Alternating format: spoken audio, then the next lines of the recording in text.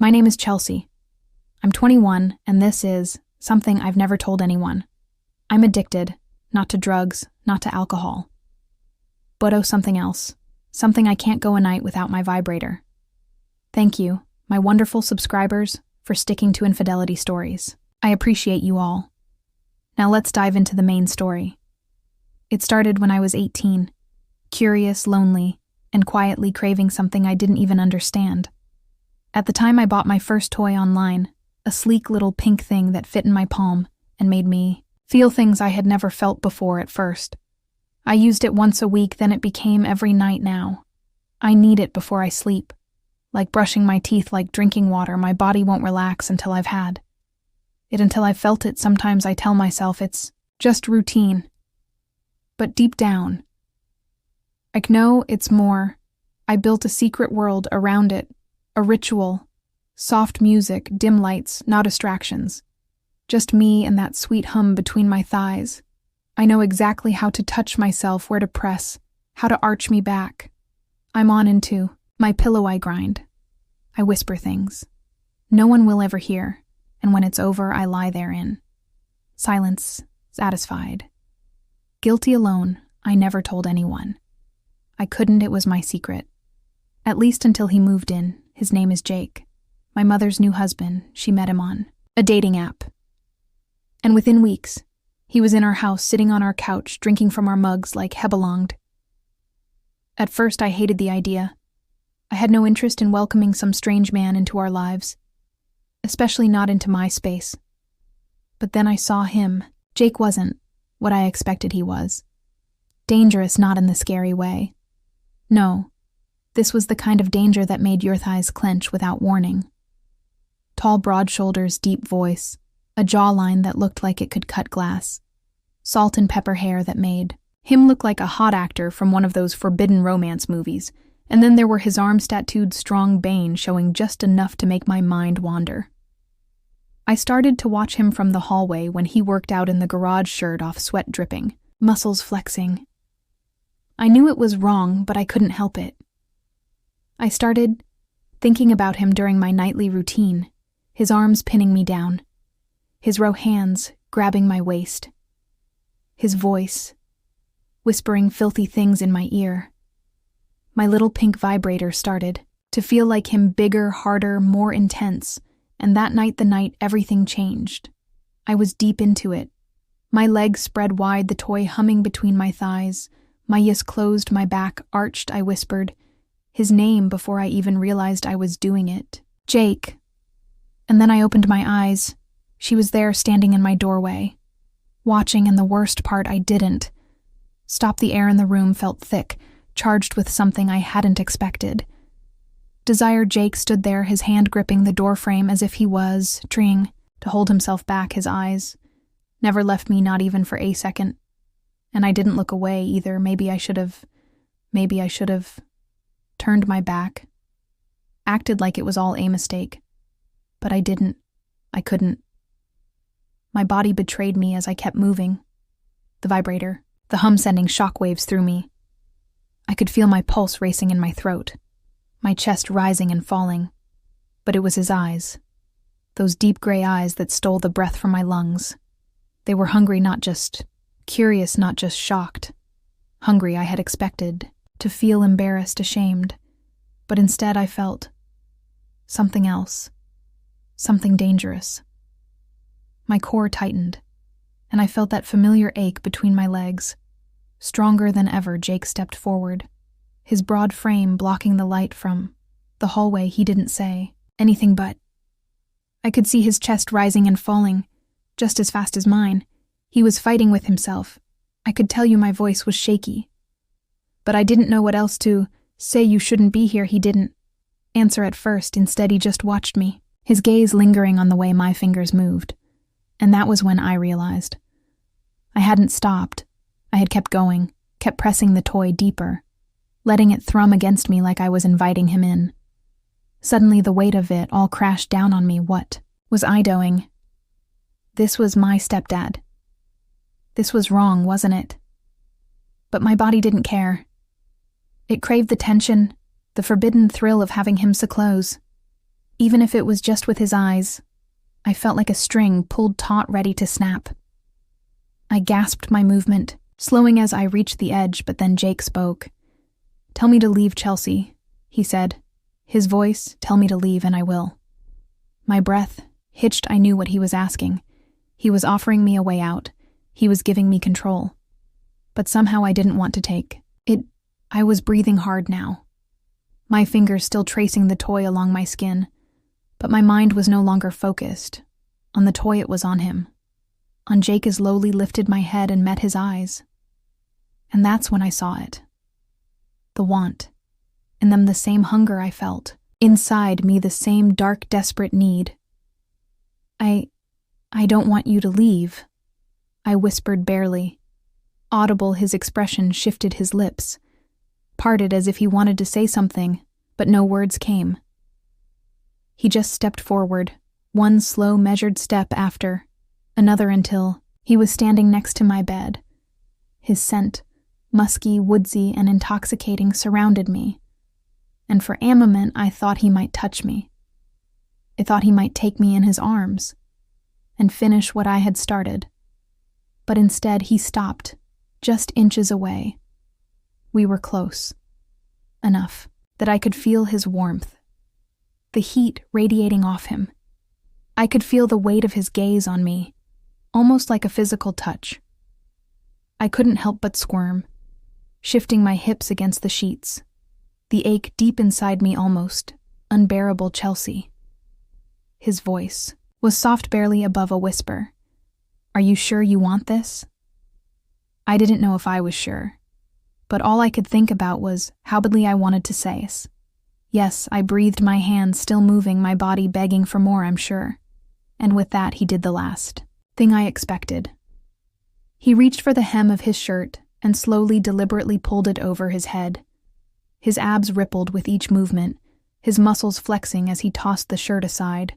My eyes followed, the trail of ink on his skin, the tattoos that only made him look more dangerous, more irresistible. But it wasn't just the tattoos or the muscles. It was the power, the control in his movements, the way he commanded the space without even trying. I was helpless, completely mesmerized. I couldn't help but imagine what it would feel like to have him pressed against me, his body covering, mine taking me in ways I hadn't even dreamed of. And then he looked at me, his gray eyes dark with desire, and asked again, "Are you sure?" This time I didn't hesitate. "Yes, Jake, I'm sure." That was the moment everything shifted. I knew the line I was about to cross. I knew the consequences, but in that moment, with the heat between us unbearable, all I could think about was how much I wanted him, how badly I needed him. There are moments in life you can never undo. Moments that change everything with just one touch. This was mine. Jake stood there shirtless, his chest rising and falling like he was fighting a war inside himself. But his eyes, those deep gray eyes, told me he'd already lost that battle, and so had I. Leaned forward and I held my breath. My heart pounded so hard I thought he could hear it. Then his hand moved slowly, hesitantly, and brushed a strand of hair from my cheek. His fingers lingered a moment too long, and I felt a shiver run down my spine. My skin craved more. I wanted him to take me, to claim me, but he was being slow, like he wanted me to feel every second of what was happening, like he wanted to tease me with what I'd been begging for in my mind for weeks. "Jake," I whispered, my voice barely audible. "Touch me." He didn't answer with words. Instead, he sat on the edge of the bed, his eyes never leaving mine. His hand moved gently down my thigh, tracing my skin like he was learning every inch of me. I bit my lip, arching into his touch, desperate for more. When his fingers finally reached the waistband of my panties, he paused. "If you want me to stop, now's the time," but stopping was the last thing I wanted. "Don't stop," I said, "please." And just like that, he pulled the fabric down, his eyes fixed on my body. I felt naked under his gaze, not just physically, but completely exposed, like he could see every thought, every need, every dark secret I'd kept. Buried, his fingers brushed over my sensitive skin, and I gasped, my legs trembling beneath his touch. He leaned in, his lips brushing my ear. "You've been dreaming about this, haven't you?" he whispered. Yes, I breathed every night I could feel, the heat between us growing, the tension unbearable. He took his time exploring me he wanted to memorize every reaction, every gasp, every moan, every shiver. And then I saw it. He stood up slowly, undoing his belt. His pants dropped, and my eyes widened. My heart skipped a beat. He was bigger than I expected. Thick, heavy, intimidating for a moment. I froze. I had imagined this moment so many times in my fantasies, but now that it was real, I wondered if I could handle him. He saw the hesitation in my eyes and leaned down, kissing my neck, his voice low and reassuring. "I'll be gentle," he said, "but I want you to feel me." And I did. He moved between my legs, guiding himself with one hand, while the other cupped my face, his eyes locked with mine as he pushed forward slowly. Carefully, I gasped. The stretch was intense, almost too much. My body tensed. "Relax, baby," he murmured, his thumb brushing over my lips. "Let me in." I tried. I closed my eyes, focusing on his voice. His touch, inch by inch. He filled me deeper than anything I had ever felt. I moaned a sound I couldn't control. The pain was there, but so was the pleasure, twisting together, sharp and sweet. When he was fully inside me, we both paused, breathing hard. "You feel incredible," he groaned. It clung to him, my nails digging into his back as he began to move slow, deep strokes. Every motion sent shockwaves through me. I felt full-stretched, owned. It was wrong, every part of it was forbidden, but it felt so right. His lips found mine, hungry and desperate. His hands gripped my hips, pulling me closer. With every thrust, the headboard hit the wall, a steady rhythm that made the room feel smaller, hotter. "Jake, I can't." I gasped. "I'm going to let go," he whispered. "I want to feel you come," and I did. My body tensed, then exploded with heat and pleasure that left me breathless. I cried, out holding on to him like I was falling. He followed. Seconds later, his grip, tightening, his groan low and deep against my neck. When it was over, we collapsed into each other. Our breathing ragged, our bodies tangled, our minds spinning. We didn't say anything for a long time because we both knew there was no going back. It started with my vibrator. Now I can't go a night without him. Jake, misstepdad, even saying his name in my head sent shivers through me. Now what we did should have made me feel ashamed, but instead it made me hungry, addicted every time he walked by, every time I heard the sound of his deep voice in the next room. I craved him. I needed him like air after that night. Everything changed. Our touches were no longer accidental. Our stares lingered longer. We found ways to be alone, to sneak around my mom like two guilty lovers caught in a dangerous game, but it didn't feel like a game. It felt like survival. Jake started coming to my room late at night. Quiet, careful. Sometimes he would just lie next to me, his big hands sliding up my thighs as I pretended to sleep, only to melt into his touch.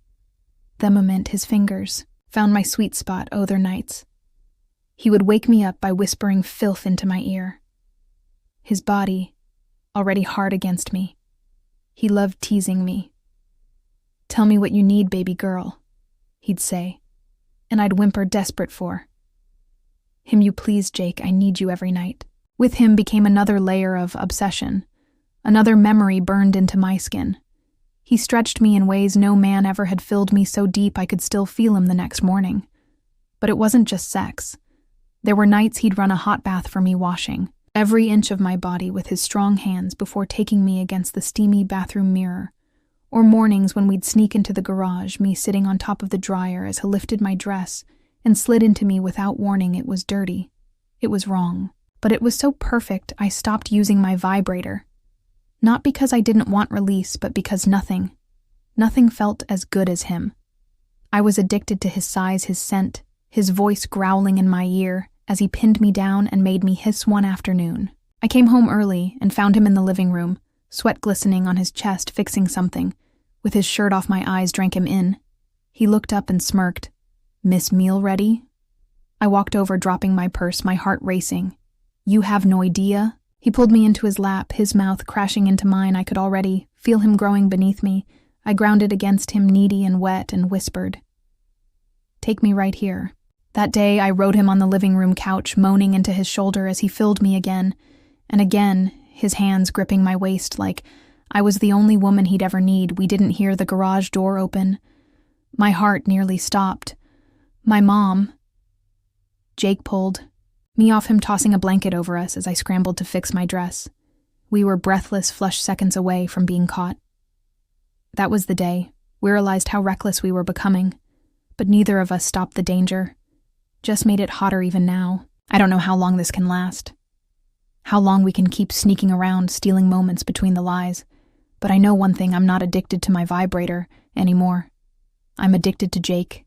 His scent, his skin, his thick, hard length that ruins me every time, and deep down I know he's just as addicted to me.